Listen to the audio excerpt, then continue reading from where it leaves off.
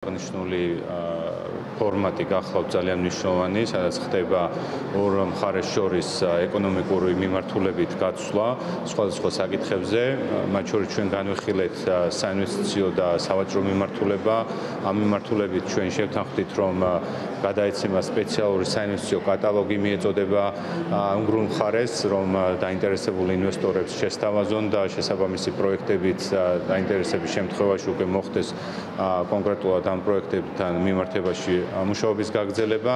ასევე შედგა პარალელურად სამუშაო ჯგუფების შეხვედრა სოფლის მეურნეობის და ტურიზმის მიმართულებით, სადაც ჩვენ შევეხეთ პირდაპირ ფრენების მნიშვნელობას ორ ქვეყანას შორის.